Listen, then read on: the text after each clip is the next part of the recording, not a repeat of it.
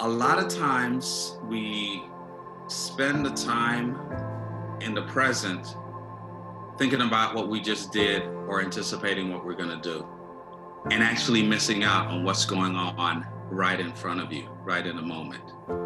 For me, story doesn't matter. There is a story. Yeah, obviously, good story is good, but not necessarily we need a good story. We need just a story. Then, how we can make it emotional. I think, it was once said to me that life and your career is not about a sprint, it's about a marathon. It's not about what happens next month or the month after, although you've got to keep pushing. But it's about the long-term patience to let your career happen. I would just tell stories to my family or friends, but even before I learned how to read. And when I learned to read and write, then I started writing it. But I always kept telling the stories.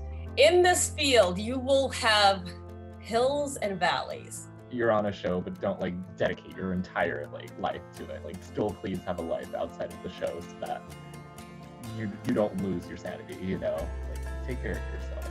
As part of your path and being involved in a number of things at a time so that you're moving your own projects forward slowly it is the long game. The only things you are going to regret are the things you do not do. Continue on your own path and just chug away and just get better and just keep trying. And don't stop just because it gets hard. Don't be afraid to say, I don't know. Don't be afraid to ask somebody for anything. Because the worst that'll happen is they'll say no. You will always know the answers to your own questions, but you have to be still enough and quiet enough to hear it. And if you love it, you will stick with it. And it doesn't matter where you've come from. Those with enriched backgrounds and home lives, good on you. We all come together. We all have something different to bring to the table. Allow yourself to make the mistakes.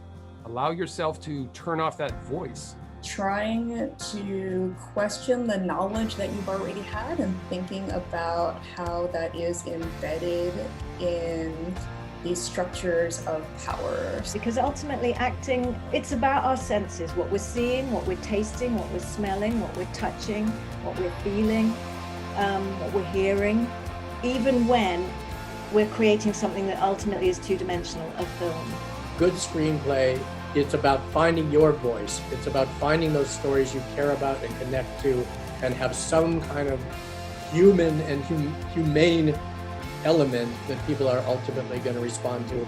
I was never going to conquer my fear of being in front of the camera. I needed to embrace the gift of that, what I perceive as an insecurity, because it's the very thing that keeps me human.